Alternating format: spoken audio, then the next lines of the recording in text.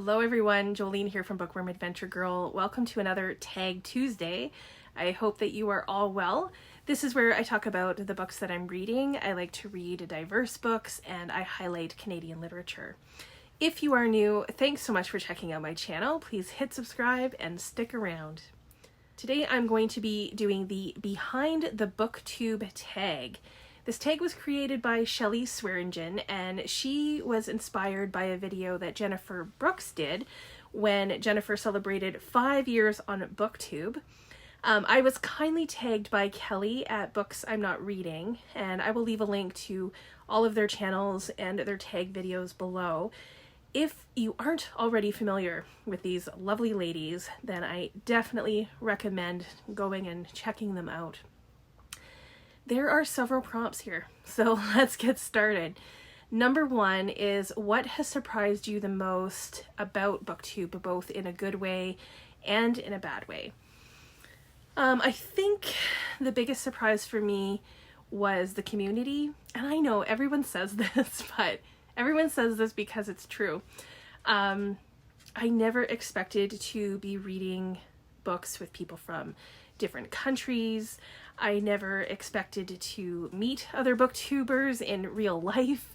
I never expected to just have the opportunities to do things like publish with other booktubers.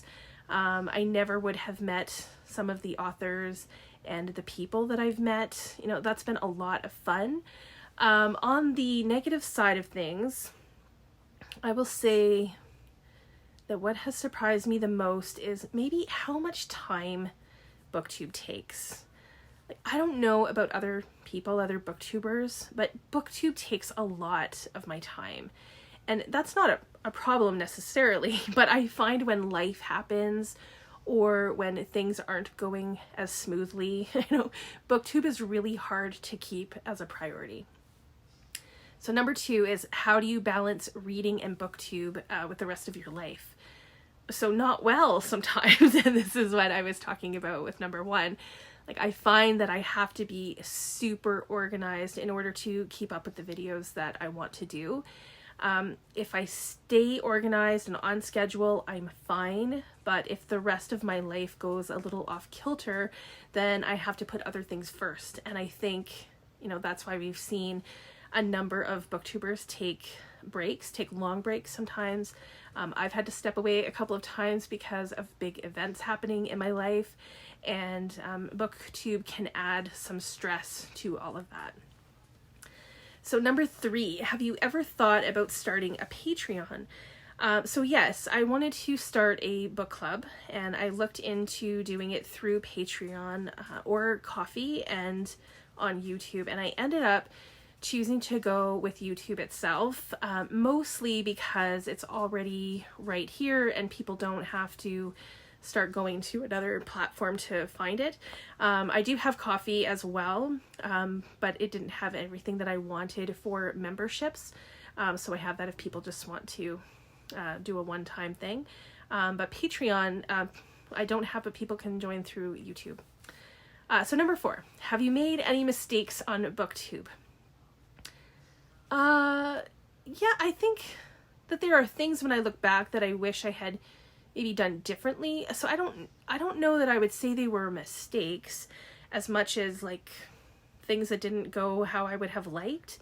No one else would probably know what those things are, but I do. So, number five, do you have any advice for new booktubers?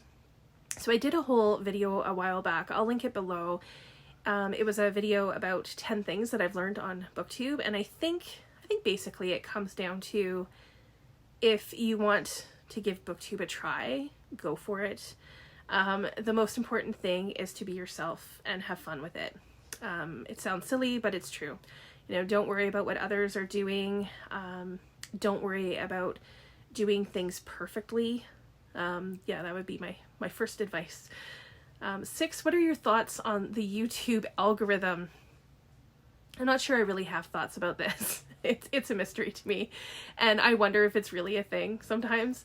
I don't try to figure it out, and I think even if I did, it would just change again anyway. So, yeah. 7A, how do you decide what videos to make? Well, I basically have my BookTube staples, book hauls, wrap-ups, tags. Anything else I just do if I want to do it. If I want to do a series, I do that. If I want to do a reading project, I do it. But only if it's what I want to do and only if it interests me. So 7B, are you ever overwhelmed with video ideas? So I have a ton of ideas. I brainstorm ideas sometimes, or if something comes to me, I write it down. You know, some of them never see the light of day, but sometimes I'm inspired by other people too, so that's been good. Number 8 is, have you regretted posting a video? Not that I can think of. Some of the videos I know in the beginning, you know, it might be a little bit embarrassing now to go back and see them, but I was new. We all have those first videos, so. 9A is, are the number of views or subscribers meaningful to you? Well, I think others have said this. Of course it's meaningful, but it's not the only thing that I care about. I know that when I post, for example, a Tuesdays with Tony video, that it won't receive the same views as when I post a book prize or top 10 video. But that doesn't mean that I don't post them. Like, if it's something that I enjoy and that I want to do, then I keep doing it. And then this next one goes with that sort of. It's, are the number of views or subscribers a measurement of success? Well, like I said, it's not the only thing that's meaningful. And it's not the only measurement of success. I think everyone wants to see their channel grow, and that is a way of showing success. I was thrilled when I had 7 subscribers, but there are many other ways that the channel is successful too. So I don't really spend tons of time obsessing over numbers. Yeah. Number 10, are you disappointed by the growth of your channel? No, I wouldn't say that. There have been times when, like, I haven't been on the channel for a month or 2, like when I moved across the country, or this year when I needed some time to just deal with some life stuff. And the growth on the channel, when that happens, definitely slows down. But I am always so grateful that people stick with me. I know there's people who have a lot more subscribers than I do, but there are also channels with fewer subscribers that have, I think, really great content, and I think they deserve way more subscribers. So I am just grateful for the subscribers that I have and for their support. So thank you to all of you. Number 11 is, have you ever thought about quitting BookTube? Not completely, no. Like I said, I've had to put it on pause a couple of times, but I really enjoy BookTube. I love this community, so I'm here. It may change over time, but like how I do things maybe, but for right now, I am committed to doing my channel. So 12A, what are the most touching comments? I have been very lucky. I get a lot of great comments from people. I love when people say that they've enjoyed a book that I recommended, or when they say they appreciate my channel. I have some subscribers who have been here like ever since the beginning, and I'm so grateful to them. 12B is, what are the most negative comments? So again, I've been very lucky to not have many negative comments. I've received, you know, those weird ones, but they are rare, and I just delete them.